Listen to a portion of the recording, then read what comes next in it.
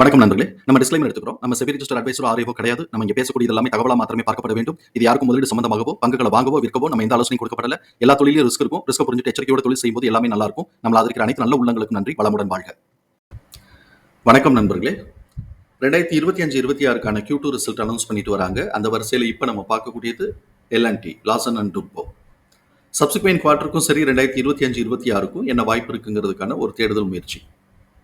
ட்ரெண்ட்லைனை பொறுத்த வரைக்கும் இவங்க ஸ்ட்ராங் பெர்ஃபார்மர் கெட்டிங் எக்ஸ்பென்சிவ்ங்கிற கிளாசிஃபிகேஷன்ஸ்குள்ள வராங்க. High financial strength, mid valuation, டெக்னிக்கலா மொமெண்டம், மாடரேட்லி புல்லிஷ்ல இருக்கு. அனாலிசிஸ் டு பிரைஸ் டார்கெட்டா 4204 டார்கெட்டை அப்சைட் பண்ணியிருக்காங்க. நம்ம இந்த வீடியோ ரெக்கார்ட் பண்ணக்கூடிய தருணத்தில் 4030 அப்படிங்கிற லெவலில் ட்ரேட் க்ளோஸ் ஆயிருக்கு.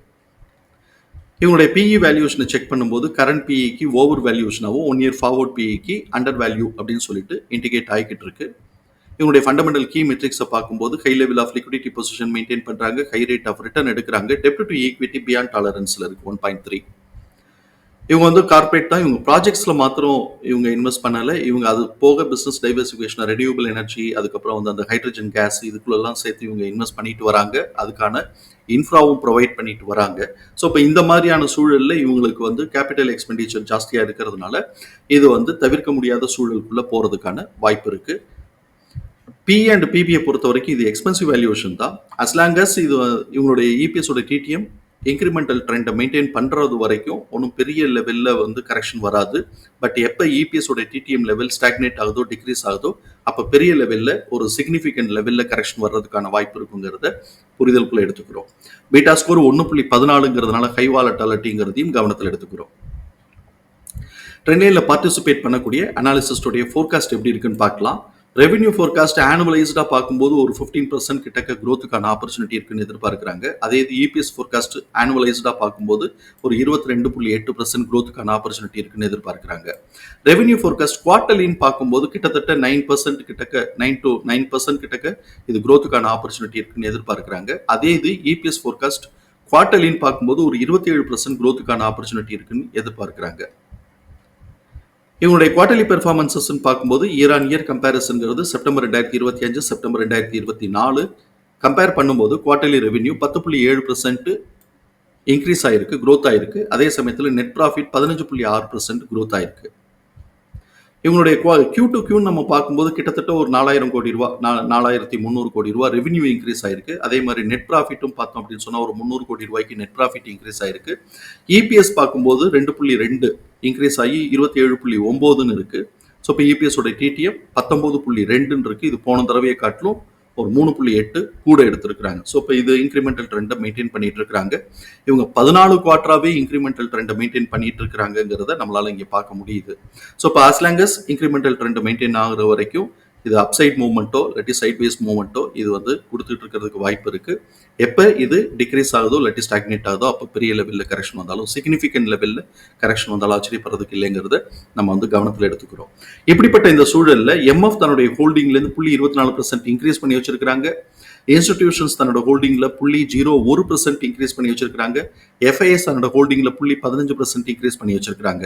இந்த அட்ஜஸ்ட்மெண்ட்டுக்கு பிறகு எம்எஃப் உடைய கரண்ட் ஹோல்டிங் 20.6ஆகவும், இன்ஸ்டிடியூஷன்ஸ் உடைய கரண்ட் ஹோல்டிங் 63.1ஆகவும், எஃப்ஐஎஸ் உடைய கரண்ட் ஹோல்டிங் 19.5ஆகவும் இருக்கு.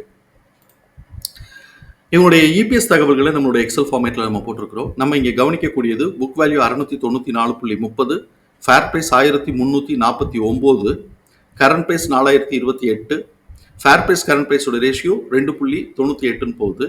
நம்ம ஃபர்ஸ்ட் லெவல் ரெசிஸ்டன்ஸுங்கிறது இந்த ரேஷியோவில் 1 to 1.5 நம்ம பார்ப்போம். செகண்ட் லெவல் ரெசிஸ்டன்ஸுங்கிறது 2 to 2.5ன்னு பார்ப்போம். செகண்ட் லெவல் ரெசிஸ்டன்ஸை டச் பண்ணும்போது இது எக்ஸ்பென்சிவ் வேல்யூஷன் அப்படிங்கிறத நம்ம புரிதலுக்குள்ள எடுத்துக்கிறோம். இப்போ இது 2.98ங்கிறதுனால எக்ஸ்பென்சிவ் வேல்யூஷன்ங்கிறதுல நம்ம புரிதலுக்குள்ள எடுத்துக்கிறோம். சரி, இப்போ இந்த நிலையிலிருந்து இவங்களுக்கு என்னென்னலாம் சான்சஸ் இருக்கு அப்படின்னு பார்த்தோம்னாக்க இவங்க 3 அப்படிங்கிற லெவலில் ஒரு ரெசிஸ்டன்ஸ், ஸ்ட்ராங் ரெசிஸ்டன்ஸ் கிடைக்கிறதுக்கான வாய்ப்புகள் இருக்கு. அதே சமயத்தில் கரெக்ஷன் வந்ததுனாக்க 2.5 அப்படிங்கிற லெவலில் இது ரெசிஸ்ட் ஆகிறதுக்கு, இது சப்போர்ட் எடுக்கிறதுக்கு வாய்ப்பு இருக்குங்கிறத நம்ம புரிதலுக்குள்ள எடுத்துக்கிறோம்.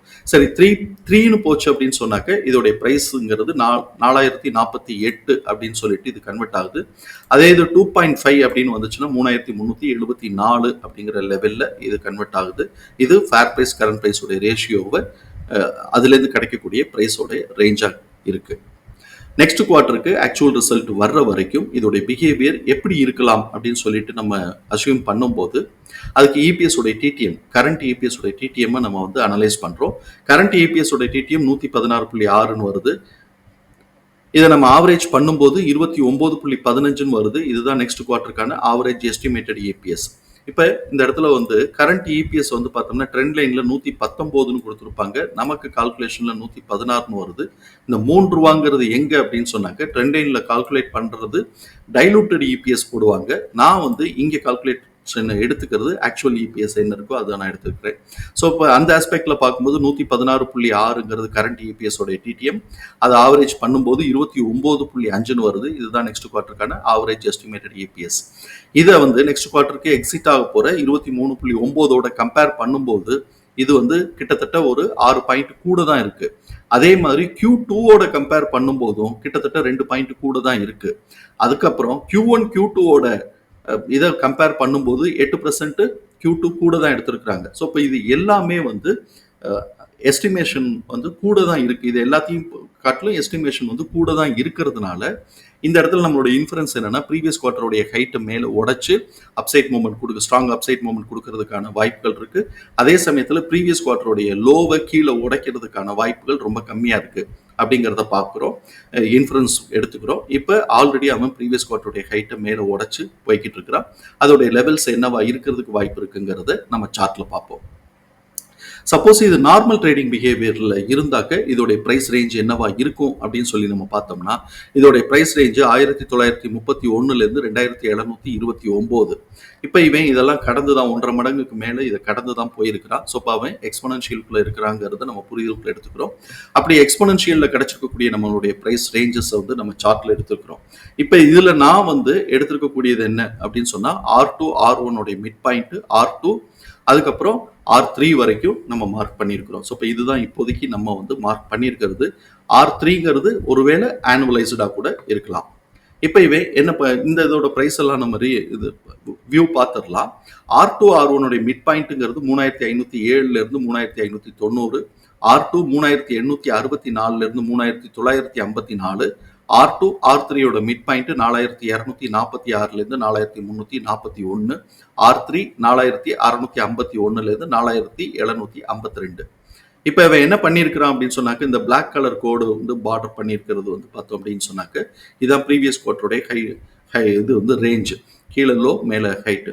ஸோ இப்போ இவன் வந்து ப்ரீவியஸ் குவார்ட்டருடைய ஹைட்டை மேலே உடைச்சு R2 உடைச்சிருக்கிறான். இது இந்த அப்சைட் மூவ்மெண்ட் சஸ்டெயின் ஆச்சு அப்படின்னு சொன்னாக்க ஸ்ட்ராங் ரெசிஸ்டன்ஸுங்கிறது R2 R3யோட மிட் பாயிண்டா இருக்கிறதுக்கு வாய்ப்பு இருக்கு. ஆனுவலைஸ்டா இப்பவே ஏத்துறாங்க அப்படின்னு சொன்னா R3 வரைக்கும் போனாலும் ஆச்சரியப்படுறதுக்கு இல்லை. ட்ரேடர்ஸ் எவ்வளோ தூரம் எடுத்துட்டு போறாங்கன்னு பார்க்கலாம். சப்போஸ் இந்த இடத்துல இவங்க கரெக்ஷன் எடுத்தாங்கன்னா R2ங்கிறதே ஒரு மேஜர் சப்போர்ட்டா இருக்கும். அதுக்கு கீழே வந்தாங்க அப்படின்னு சொன்னாக்க இந்த ப்ரீவியஸ் குவார்ட்டருடைய ஹைட் வந்து அது ஒரு மேஜர் சப்போர்ட்டா இருக்கலாம். அதுக்கும் கீழே உள்ள வந்தாங்க அப்படின்னு சொன்னா அதாவது ரேஞ்சுக்குள்ள வந்தாங்கன்னாக்க இதோட mid point R2 R1 mid பாயிண்டான 3507 இருந்து 3590க்கான வாய்ப்புகள் இருக்கும். தகவல் பயனுள்ளதாக இருக்கும் நம்புறோம். தகவல் பயனுள்ளதாக இருந்ததுன்னா சங்கருக்கு ரொம்ப சந்தோஷம். நம்மளை ஆதரிக்கிற அனைத்து நல்ல உள்ளங்களுக்கும் நன்றி. வளமுடன் வாழ்க. நன்றி நண்பர்களே.